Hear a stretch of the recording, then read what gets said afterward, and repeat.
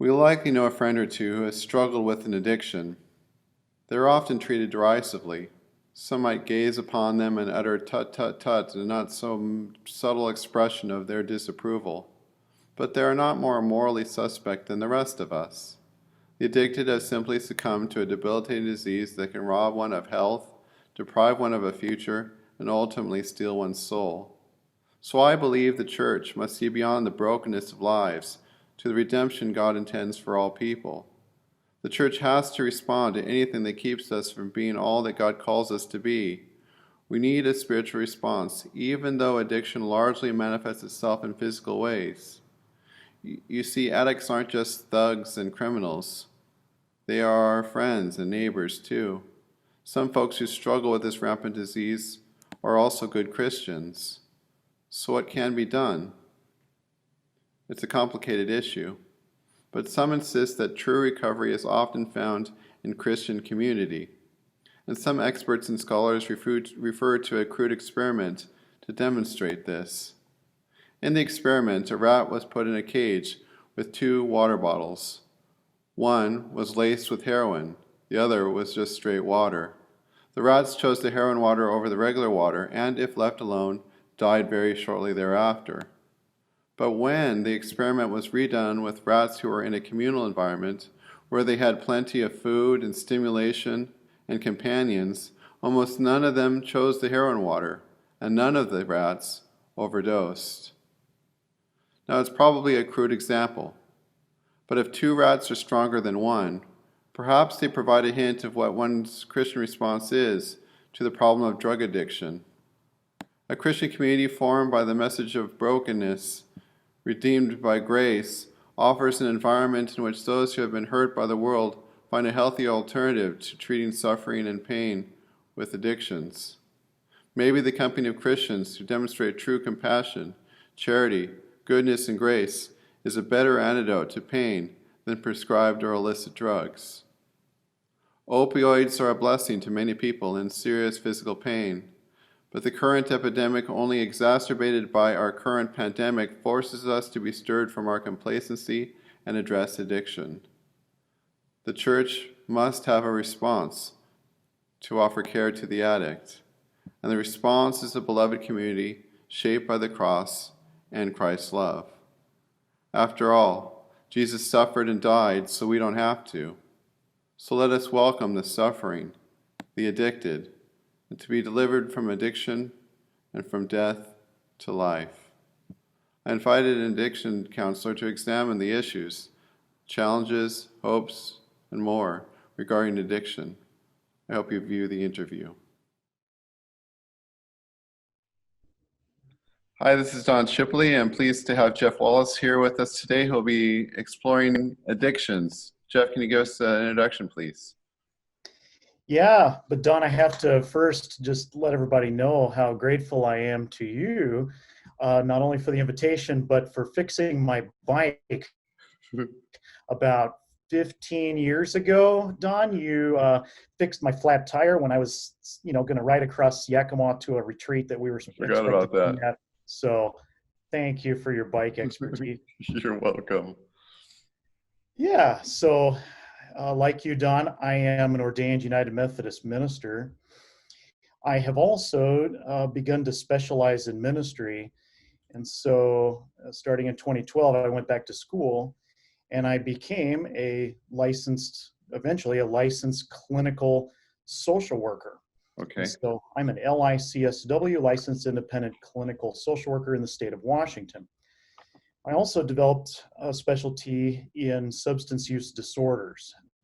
The former credential was CDP, Chemical Dependency Professional, and now it's Substance Use Disorder Professional. All that makes you a smarty pants, doesn't it? Yeah, lots of alphabet soup after my name. Indeed. Yeah, so I've... Jeff, go ahead. No, pardon me. Go ahead. Yeah, so after graduation, well, actually, during school, I was able to work with combat veterans in basically a trauma clinic. Many people are familiar with vet centers, VET, vet centers around the world. Mm-hmm. And I got to work in one in Spokane, Washington during my internship, and I learned a lot about trauma in that setting. And then for 5 years, I worked at YFA Connections, also in Spokane, Washington, where I began a specialty in co-occurring disorders. Co-occurring meaning two things happening at the same time. So both mental illness as well as substance use or addiction. So I worked in that format for 5 years.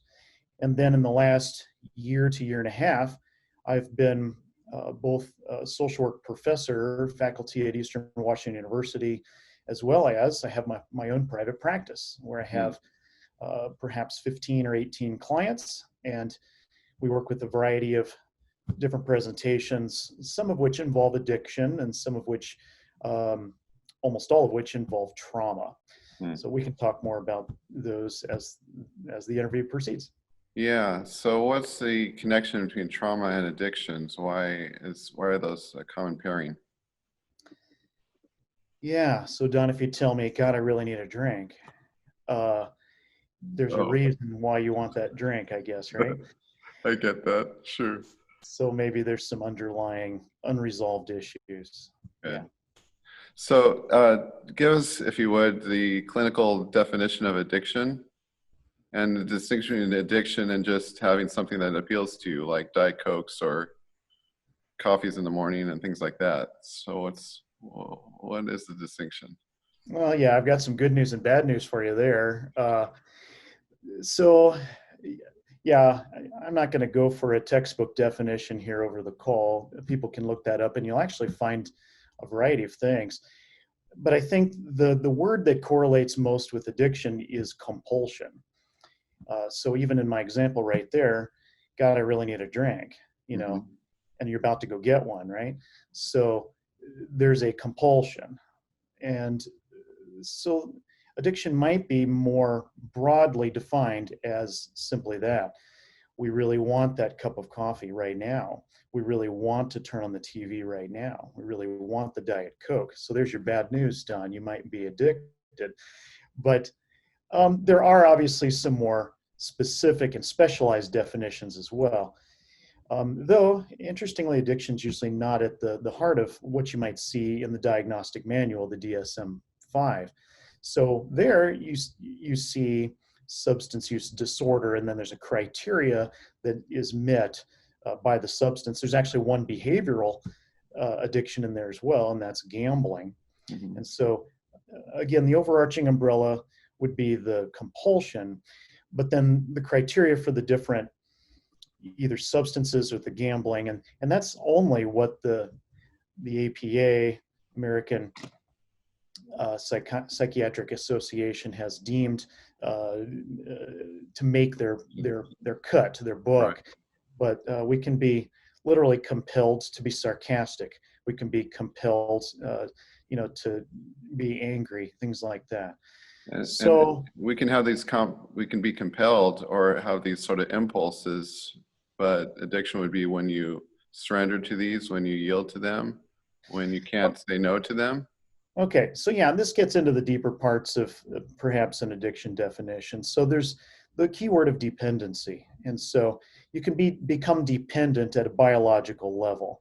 So even though I'm saying, gosh, I really need a drink, your body tissues might be actually requiring the substance or the alcohol at some point. And so daily use, etc., or heavy use, it starts to sort of convert the cells, the tissues and cells of your body to depend on the particular substance. Gotcha. And so when you have people that literally just can't quit and they have to go be in a controlled environment in order to stop, and we've seen movies like 28 Days with Sandra Bullock, and people are getting sobered up. That's where the dependency side of addiction comes in. And so that's what's different about, am I addicted to sarcasm? Well, I mean, not at a cellular level are you going to require the sarcasm, but you sure are going to still be compelled to it. So there's kind of a psychological, and that's what you'll see in the diagnostic manuals. Addiction is two things. There's kind of biological dependence, and then there's a psychological dependence. Okay. And so. All right. Yeah. So I was wanting this discussion because according to the news reports and so on that I've been reading, that due to COVID-19, there's been an escalating amount of individuals who have been diagnosed with addictions, particularly with opioids and so on. What's the connection between COVID-19 and the pandemic and addiction? Yeah, there was a news story in Spokane, maybe in June, and the story said, yeah, did you know divorces are up by 3 times, according to one Mm-hmm. lawyer, uh, legal operation Lawyer. here in town. Yeah, and so, hey, welcome to the virus. It's causing all of us to live differently. And so I think that we all know what the challenges of those are for our specific selves and family units. Yeah, so one of the logical places to go is, did you say opioids? So there you go. Let's find some kratom. Hey, you can get that at gas stations. Mm-hmm. Let's find some heroin, but usually it's going to start with oxys and hydros, and off to the races you go. Eventually, it takes more and more to achieve the same effect, and so people move on to heroin very easily from oxys and hydros sitting around in their friends' medicine cabinets, and then they share them, and you know your guess is as good as mine, Don, but people like to escape when Right. the stressors change or the stressors increase. And that's part of human nature, I think. And so that would be the connection as far as COVID. Maybe now's a good time for me to say there's a particular therapy model that I use that addresses addiction pretty effectively.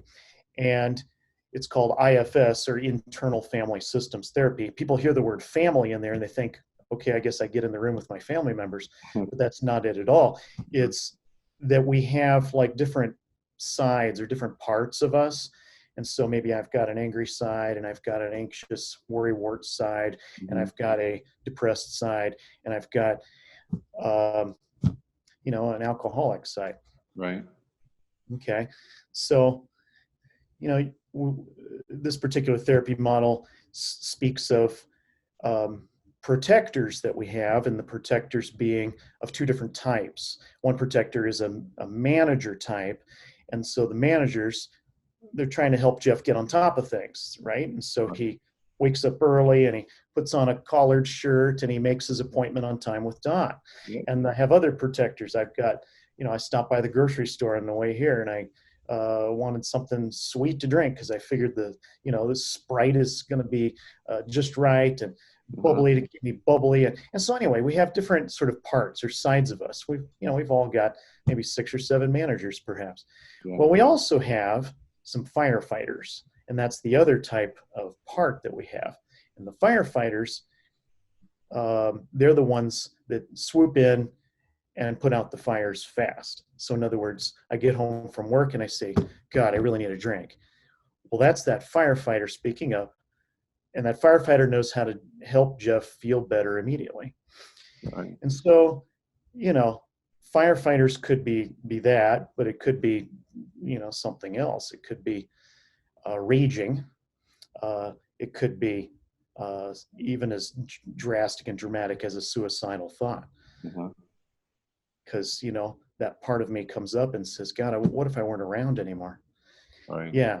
So the good news is, even though we may have some warfare inside about, 6 or 7 managers that have their ideas how Jeff's life can go today, and 2 or 3 firefighters with their approaches, which are, kind of extreme in the eyes of the world Dramatic. for sure, of how to make things better. And there's some warfare and arguing. Right. The good news is that Jeff also has a center, and let's get Christian on this a little bit here. So we're all made in the image of God. And so we have a God image that's there in addition. And so there's actually a location inside of Jeff where he's calm and curious and compassionate and they all start with C, and courageous and clear. And I have an uncanny ability to connect. And so what I do with folks is I help them find that God image inside, and then set up some conversations. And then, I can help the client, in my case, connect with that manager who may be, kind of overcooking things, but is also quite concerned about that alcohol drinker, uh, and get to know that side. Meanwhile, I want to direct someone to help that, calm center, made in the image of God, to then connect with that extreme firefighter part and get to know that part, because this part does what it does for a reason. It wants Jeff to feel better, not have to feel some pain. And that's the big secret about the whole thing, is we also have a third part, and that's the exiles part. And the exiles are the ones that actually hold our pain. And firefighters wouldn't need to come in and do the extreme things that they did. And managers wouldn't have to be so, uptight and controlling and managing all the time if it weren't for the injured parts, unresolved past issues or memories. And that's what those exiles hold.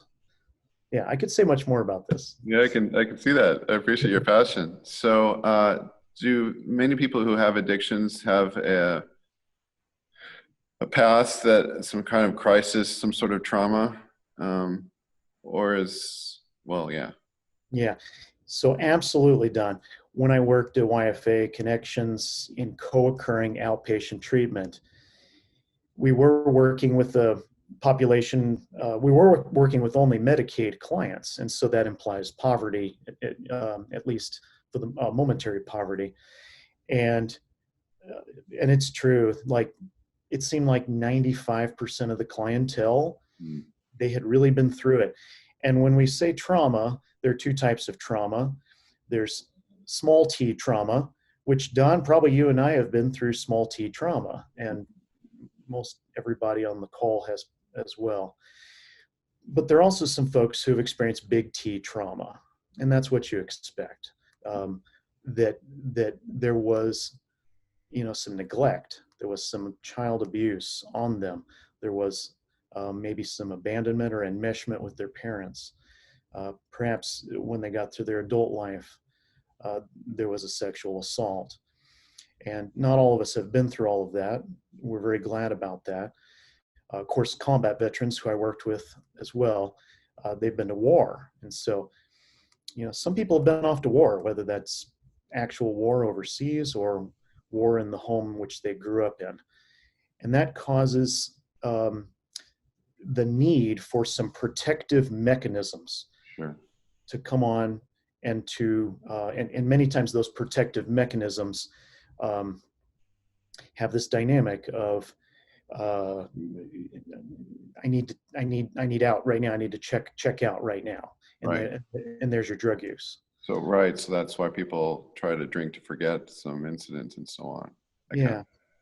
And then of course something else may take over, in that they become dependent at a cellular level, like I described, and then then they've got two massive reasons to keep drinking, because their body needs it, and B, because they're psychologically needing it because they're in past pain.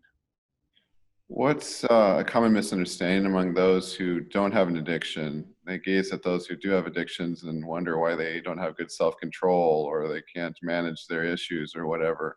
Common misunderstanding. What's the typical one that folks typically have in regards to those who are addicted? Oh, well, judgment is quite easy, right?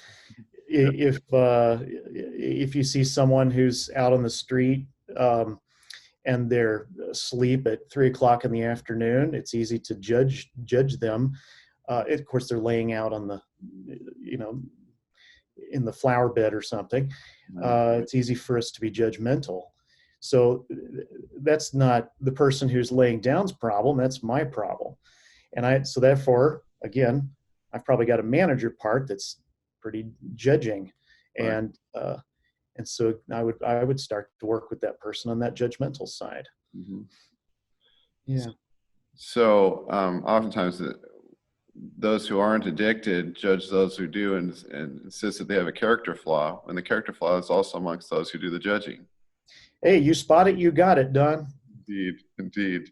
Well, I'm running a little bit short on time. I'm wondering, in the course of your ministry and your work, what scriptures have informed your work? What passages inspire you to do what you do? Well, it's hard to get past Jesus, come to me, all who are weary and heavy laden, Hmm. and I will give you rest. Yeah, Doesn't get any more beautiful than that. no, it You doesn't. asked me about a hymn, or you talked about a hymn earlier before the call, Yeah. peace, peace, peace on earth, and goodwill toward all. Uh-huh. Yeah. Yeah, I think the scriptures is certainly an inspirational one, and certainly one that you've had to live out in those who come with all their burdens, and you try to unburden them through your work, service. Thank you. What other things should the church be? Oh, what's one way that the church can respond to those with addictions? What can we do to offer support and help to those who are?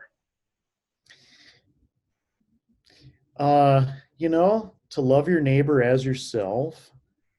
When you see the person laying out in the flower beds at 3 o'clock in the afternoon who Mhm. is, you know, high on either high on heroin or drunk, you're looking at yourself. Mm. You have the same Capacity. humanity, same humanity, same reactions going on, Hmm. and so um, let's love God with all we've got, and then let's love your neighbor as yourself. And so the best thing we can do is, it's easy for us to say get rid of the judgment, but it's actually not that. It's if you could allow God to get to know, and if you could allow God to work with you to get to know that judgmental side of you, Hmm. then you're really getting somewhere. Mm. And if we can get together as congregations and do that, yeah, there's nothing that won't stop the kingdom on earth as it is in heaven Yeah, from coming. yeah. And is there hope? Certainly, you've dealt with people who had long-term addictions, and there are long roads out of addiction, isn't it? You've no doubt had cases where people are finding themselves in recovery, but not everybody gets there, do they? Some struggle for years. Is that right? Well, there are tragedies, and there always have been.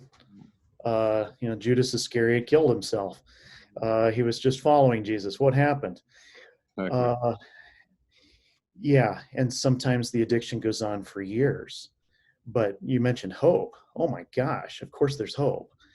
Hmm. But hope starts with um, God being able to be with you, and for you to be honestly with your parts, the different sides of you. Hmm. And then now we can look around like me with Don right now, and we say, hey, how about this? Wherever two or more are gathered in God's name, Jesus is right there with us. Hmm. I think I misquoted that. Jesus says, wherever two or more are gathered in my name. So as he and I gather in Jesus' name, Right. oh my gosh, the world is our oyster. But that's not in the scripture, is it? No, but certainly understandable. So, in spite of all the challenges, and there's certainly some difficult stories, no doubt you could share if afforded the opportunity. You still have reason to be hopeful, and you see people recovering and managing getting past their addictions. So, Yeah, people can reach PTSD retirement. People can reach a non-white knuckling sobriety. You've heard of white knuckling it. Oh, he's just white knuckling it. Yeah, you can reach peace in your recovery where you're not trying to hang on, um, where you're not in, what's that called? I can't remember now. all Yeah, tons of hope, Don. right, sounds good. Well, I really appreciate the conversation, and I hope that this inspires. What does one do? I'm sorry, I keep on coming up with additional questions. Last one, which is, what if we have a friend or loved one who is addicted? Um, but we find it frustrating perhaps that they don't either own it or acknowledge it, and it's creating friction in a family situation. Um, what do you do as the one who loves the person but sees that person going downhill quickly due to addictions? How do you intervene? Yeah. Well, I think you said the magic words there as far as my theoretical approach and my therapeutic approach. You said, hey, I have a frustrated part that my loved one keeps going downhill. So that's cool. I get to be with you and your frustrated part. And let's start with that. All right. Yeah. But the person who has the addiction is harming himself or herself, or maybe lose a job or lose family, I don't know, rights and so on and so forth. We see the person just sort of descending into the abyss. Hey, hitting the bottom is not such a bad thing. Not that we want to hope that our loved ones hit the bottom, but that's what it takes in reality for a lot of folks, especially the ones who are chemically dependent at that tissue level. Their body is dependent on it. Getting into inpatient treatment certainly is a great starting place as far as getting free of that. And then hopefully our addiction centers have good approaches for handling the psychological addiction part, the psychological dependence part. Yeah. So sometimes it takes being in a controlled environment for someone who's truly spiraling. But what is it we can do in the meantime? Well, you can allow God to help you get to know that frustrated part that you have, or that, because you have a manager part of you that's saying, oh my gosh, my loved one is spiraling out of control. They lost their job. What's going to happen next? Are they going to end up dead? Right. Okay, well, let's get to know that part of you. And partly your loved one is going to be helped by you um, having your own system regulated. Right. A That really makes sense. balanced center for yourself. Gotcha. There you go. Yeah. And it's more than a balance center, Don. It's like a spirit-led center. It's like God's spirit with the capital S. I'm quoting Romans 8:16, I think. God's spirit, capital S, wants to witness with our spirits, lowercase s. So Don has a spirit, lowercase s. God's Holy Spirit wants to come and witness with your spirit so that you'll be in the kingdom of God and walking with Christ. And then you can have everything you need to turn toward that frustrated part of you, or that part that's screaming, tragedy, tragedy, what do I do? Let the Spirit fill those voids in our lives, so that we can sort of coexist. Yes. What else is it for? I think that's what it's for. So, well, Jeff, I really appreciate the conversation. We're delighted to have you here to talk about addictions. May God bless your work and your ministry. Thank you very much. Thanks, Don. All the very best to your congregation, and all the best to you, Don. All right. God bless you.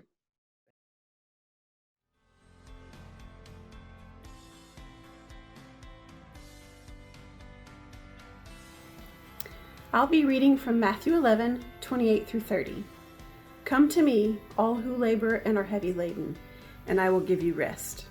Take my yoke upon you and learn from me, for I am gentle and lowly in heart, and you will find rest for your souls.